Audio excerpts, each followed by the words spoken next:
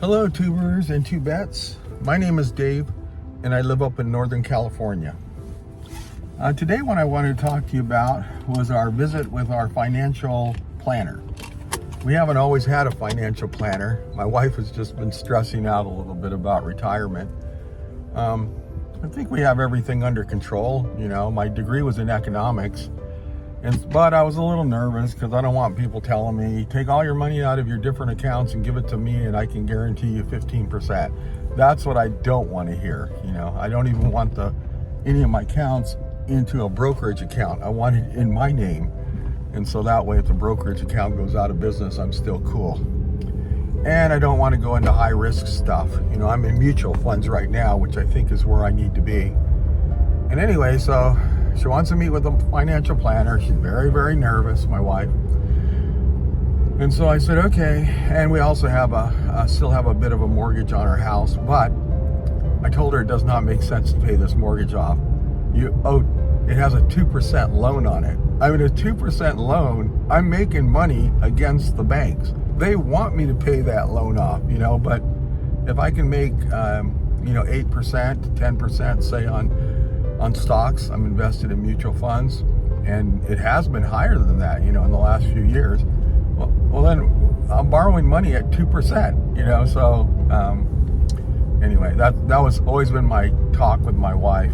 Another issue we've always had is that she'll hear something like, well, a couple of times, you know, the stock market has gone down by 1,200% and they expect it to go to zero by the end of the year. You know, it's stupid stuff like that. So my wife will call me up and she's like, oh my God, did you hear about the stock market today? And I go, yes, I did. She goes, oh my gosh, I've lost so much money. I've lost thousands of dollars. And I always have to tell her, honey, you haven't lost anything. What do you mean? Well, unless you cash out and invest in something else, you haven't lost anything. And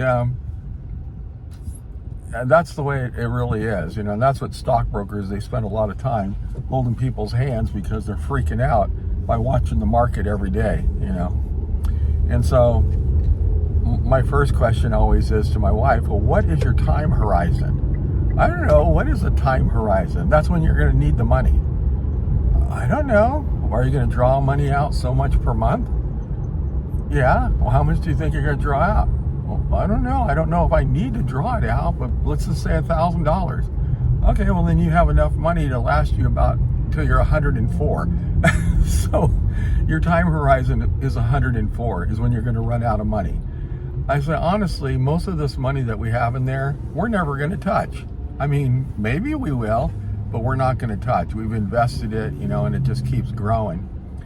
And so I reluctantly said, okay, you know, let's have the financial planner. Let's come out there. I was really expecting a big sales, you know, call because I'm a salesman. And I used to work for MetLife, you know, so I kind of know how it goes. And so in talking to the lady, she actually brought her brother, which is kind of weird, but her brother works with her. And I guess she does financial planning for a lot of our family members. And, you know, some famous people too.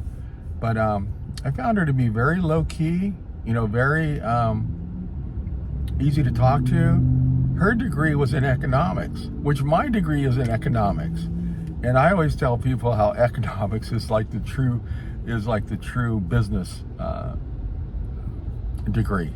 You know, I love it, you know, because again, when you have a business degree, you'll have an econ class and you'll have a finance class, a marketing class, an accounting class. You'll have all these different classes and you have to take the first one and the second one, the third one, until you find a specialty. Maybe it's accounting, so now you go deep into accounting. And so I've had it explained to me that, you know, a business degree can be 1 mile wide and 1 inch thick because it's all these categories, which are good. It's good to have these different categories, and then you find out what your specialty is. It can be law, you know, and then you go to another school to get a law degree. And that was kind of my thinking. That's what I wanted to do. But my wife told me when I first met her, she did not want to be married to an attorney. She's a paralegal. So I remember telling her, what? I thought you would like being married to an attorney. No, I work for attorneys. I don't want to be married to one. And I was like, well, that's not my dream, but I kind of thought that would be what I was going to do next. I wanted to go to McGeorge School of Law and had already been accepted, so that was my next transition, was to go to law school.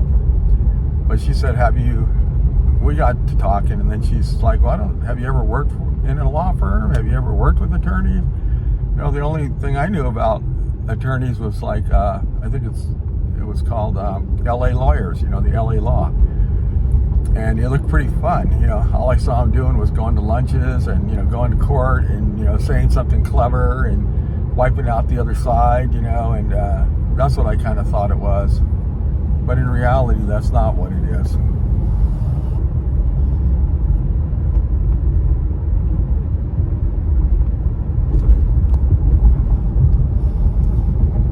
I had a cop right behind me, and I have I'm videotaping, but they had to pull over somewhere because a homeless person. So anyway, that's what I thought law was, and so I ended up working with her attorney. He took me around with him for a couple of days, and I was shocked at what they did, because they do the same thing over and over and over and over. He basically liked to work with drunk drivers, and he even worked with a guy who spoke Spanish, but he's not an attorney. And he had carved out a pretty good business just dealing with drunk drivers. I mean, every weekend there's drunk drivers and they need attorneys. And the worst trouble they get into, like they've had an accident, someone dies, they need even more attorneys, so. But it was very, very redundant. And that's just not my personality. It would be so frustrating, I'd probably go postal on people. So I realized she was right, and she didn't want to be married to an attorney. And the reason is that with a lot of attorneys, and I've worked for a lot of them, building pools, they tend to be really good at finding problems. And sometimes they find problems when there is no problem. They position themselves in a way that they're making it like a big problem. And it isn't even a problem at all, but that's what they do, to find problems where maybe they don't exist. And so usually when I'm selling pools to an attorney, usually there's no discount. The reason is we're going to need that extra money just to deal with them, with issues that they have. And I have signed up a lot of attorneys over the years, but I remember one year I signed up 3 attorneys. And so people were kind of talking in the office, what are you doing, Dave? But all of them were good. I kind of vetted them and made sure that they're normal people. And one of them was a criminal attorney, probably one of the nicest guys I ever worked with. So those are the things that, I thought about. Now, getting back to the financial planner, her brother was there. He's also a financial planner, and he worked with a pretty big firm in Sacramento. So he knows how it normally goes and how you do it when it's a big marketing type retirement planning or financial planning. He knows how the whole rigmarole works. You get a group of people, you try to find out who has the most money, then you try to take their money and you try to invest it in your products. And then sometimes there's commissions involved, so you're recommending things that you may not totally believe in, but it's good for your pocketbook, so you have this incentive that throws you off. So we talked a lot about that.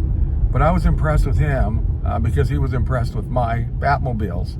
So I gave him some posters, and he was looking at them, and he really liked them and everything else. So the financial planner, actually, by the time we were done, we talked about different things, and she was like, oh, even if you had the money right now, which you do, she goes, you have the money in your account to pay your house off.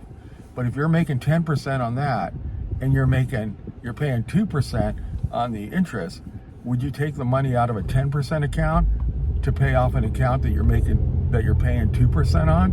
And my wife finally got it. I mean, she just didn't want to get it with me. But she goes, oh no, I would never pay that off. I would just, keep it as long as possible. I go, that's exactly what I'm saying. The bank wants me to pay it off, but I am not paying it off at 2%. So, that was good. She reiterated what I reiterated. One thing I didn't expect, because my wife launched into this, we need to sell all the Batmobiles, we need to sell all of his projects and his cars and everything else. And then she looked at me and she said, what do you think about that? I said, well, the only reason I work as hard as I work is because I have money to buy car parts and to get fabrication done. If I don't have my cars, I have no incentive to do it. And I love doing it. I wish I had more money to spend on it, but my wife, she really has tightened down on looking on it. I remember my mom, she recently passed away, and we sold her house.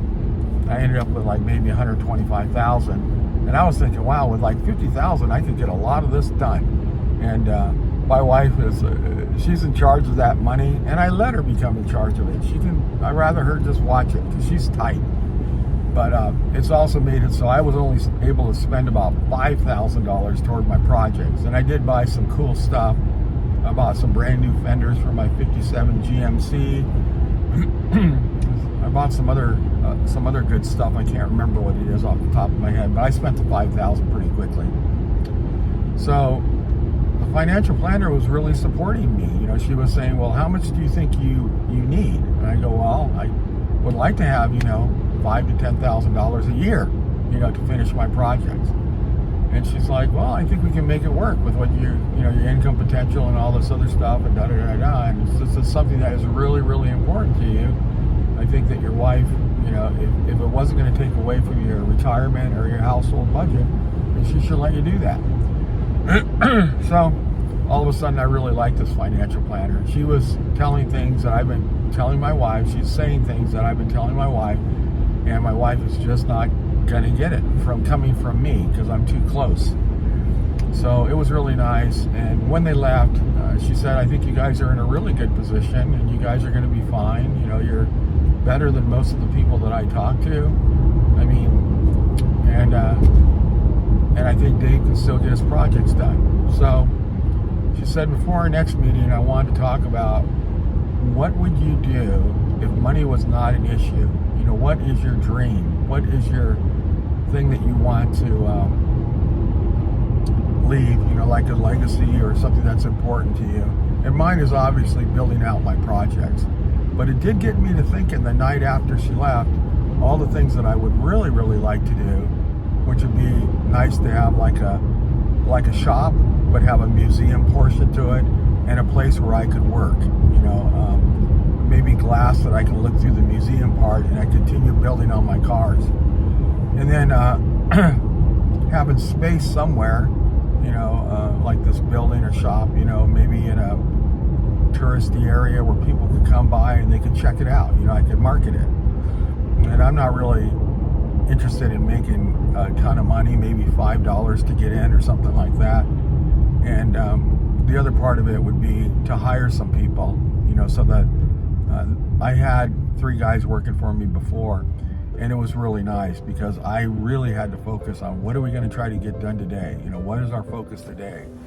And I did it for 3 years, and we got a lot of stuff done because I had to think about keeping them busy. They could not be standing around, not knowing what to do.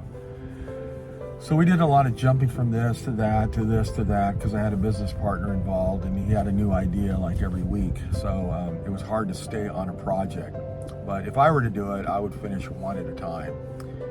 And so started thinking about that. That was a dream that I kind of had not thought about for a while. So, she was saying, hey, if we can get all this together and you can be satisfied and comfortable with your house and everything, and Dave can be continuing on his cars, because I do think I have a skill set that would make sense to use it and at least to finish out my projects. And I probably have like 6 to finish.